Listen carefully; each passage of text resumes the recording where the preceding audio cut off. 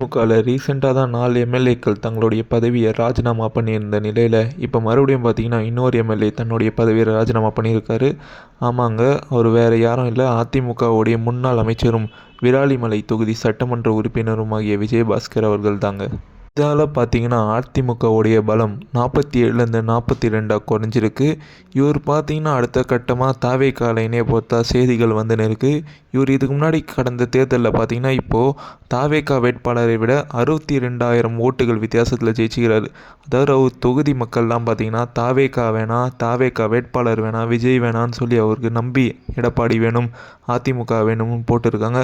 ஆனால் இவர் பார்த்தா தன்னுடைய பதவியை ராஜினாமா பண்ணிட்டு தன்னுடைய சட்டமன்ற தொகுதி மக்களை பற்றி யோசிக்காமல் ஒரு சுயநலவாதியாக தாவேக்கால போய் இணைய போகிறாரு. இவரை போன்ற ஆட்கள்லாம் நம்ம தமிழ்நாட்டுக்கு கண்டிப்பாக தேவைதானா?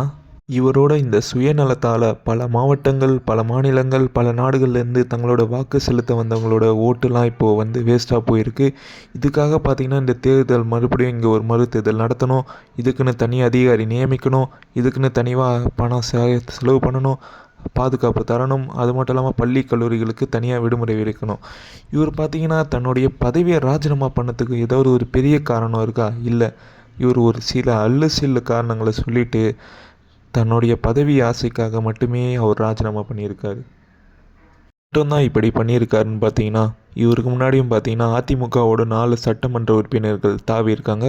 குறிப்பாக சொல்லணுன்னா தாராபுரம் சட்டமன்ற உறுப்பினர் திருமதி சத்யபாமா, அம்பாசமுத்திரம் சட்டமன்ற உறுப்பினர் திரு எசகி சுப்பையா, பெருந்துறை சட்டமன்ற உறுப்பினர் திரு ஜெயக்குமார், மதுராந்தகம் தொகுதி எம்எல்ஏ திரு மரகதம் குமரவேல் அவர்கள்.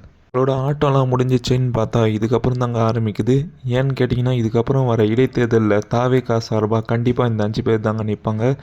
ஏன்னு கேட்டிங்கன்னா தாவேகாவில் பார்த்தீங்கன்னா ஆட்சியில் பார்த்தீங்கன்னா பல்வேறு பெண்கள் பாதுகாப்பு, அப்புறம் கொலைகள்னு நிறைய தாவேகா அரசியை பார்த்து சந்திச்சிடுச்சுன்னு. இதால் பார்த்தீங்கன்னா தாவேகா 5 வருஷம் ஆட்சியில் இருக்கிறது பார்த்தீங்கன்னா கொஞ்சம் கஷ்டமாகவும் இருக்கும். அது மட்டும் இல்லாமல் தாவேகா ஆட்சி அமைக்கிறதே பார்த்தீங்கன்னா கூட்டணி கட்சிகளை நம்பி தான்.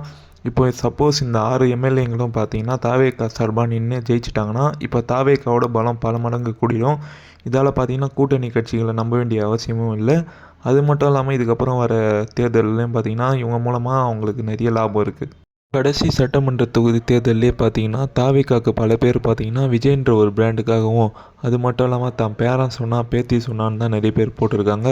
இப்போ பார்த்தீங்கன்னா நம்ம கண்ணுக்கு முன்னாடியே 5 சட்டமன்ற உறுப்பினர்கள் பதவி ஆசைக்காக தங்களுடைய பதவியை ராஜினாமா பண்ணிவிட்டு தாவேகால இருக்காங்க.